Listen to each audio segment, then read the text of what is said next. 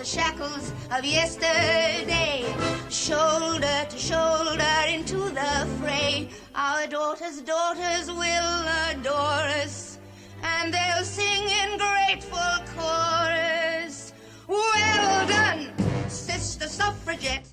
In a little more than 1 week, registered voters from across the United States will have cast their votes for the next president of this nation.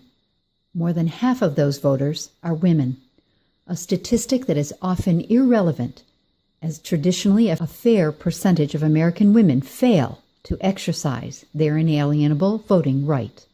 Jenny Freides lives in Chicago. She is a wife, a mother of 6, a lawyer by degree, and a screenwriter by trade. She is also a woman who discovered a little-known story about a group of suffragettes who, in 1912, began a quest to earn women the right to vote.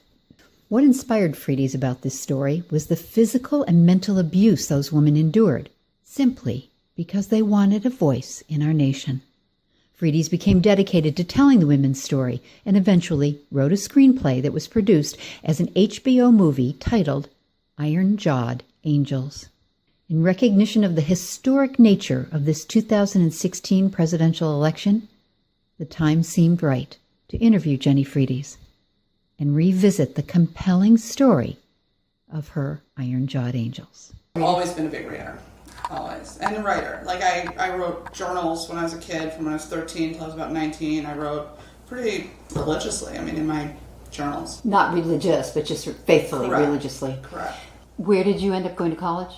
I went to Michigan, University of Michigan? Yeah. And what did you major in? English. Writing and reading, that was the part that would get me really stimulated. Mm-hmm. Like, that I would be in a class, a really good English class, and just be really excited. I realized that's what I should be studying. Never moving towards the area of journalism? Like, usually when people are so engaged with telling the story, right? I think I didn't see journalism as telling a story as much as actually, that's terse writing. That writing is really economy of words. Mm-hmm. I liked words. I liked wordiness. I liked playing with words. You can't do that in journalism. Right. You don't want to be alliterative in journalism, So I was more on the poet side, probably. I wasn't writing poetry. I was not. No, but I know what you mean. The artistic. Yeah, the floral part of words. So where does it go after you graduate from Michigan? And then I went to law school. Economy of words. Right? To sound totally hypocritical, but Why? Well, in part because what was I going to do with an English degree? I wasn't thinking that being a writer was really like a thing that I was going to be able to do and make money at and have a career, and that seemed like a hobby, to be honest. And I'm glad I went to law school. It really taught me, and actually probably taught me discipline in studying and in writing. How to delve deep into something that maybe I'm not that interested in. Did you graduate with a specialty in your law? No. So it wasn't business law? Or... No. Okay. So you come out in what year? I came out in 94. And then? And I worked for 2 years in a law firm. And did you come back to Chicago? Yep, I came out to Chicago. I had met my husband, actually, as a first-year law student. And I worked as a lawyer for 2 years as a litigator, a small litigation boutique. And I just realized this was not for me. Why not? The fighting, mostly. It was the antagonism, the disputes that we had with other lawyers over things like scheduling. And it got personal. And it was strange to me. It was uncomfortable to me. I just didn't like the feeling of always being in that battle over things that felt petty. Even lawyers who had been in the business for a really long time seemed kind of miserable in their chosen profession. And I felt like, if I'm miserable now 2 years out, what am I going to be 25 years from now? This is just, I don't see myself as someone who's going to just love this. Ever. Did you find that concerning in any way after spending all the time and income to get your degree in law? Was that a concern in any way? Only to the extent that my dad supported me through law school, and I felt bad when I realized I really wanted to find something else. Did he support you? Did your dad say it was okay? He completely did. He got it. He was like, I agree, get out. Don't do it. And I don't regret ever having gone to law school. There are things that I still know from being a lawyer, including my diligence, which has probably waned a little bit in the last couple of years, I have to admit. 6 kids will do that. Hello. I don't know that I have it anymore. No, I think I do. I know it. You look at your husband one morning and say, I don't want to go back and do this anymore. Yeah. And what does he say? What are you going to do? And your response is? He knew I'd always wanted to be a writer. He's the one who gave me the idea for Iron Jet Angels.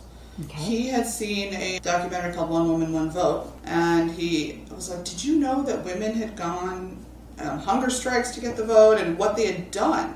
And it was a story that I hadn't heard. I mean, none of us had. Right. We had no idea. And how violent the movement was, how much work it was. We knew about Susan B. Anthony, but we didn't really know about the militant suffrage part of it and what these women had put on the line for us to be able to vote. I mean, when I did a search for Alice Paul, I think I got like 10 hits on AOL, because that's what we had at the time, and now there's millions, so it's pretty cool. So when you find these hits on Alice Paul, what do you find?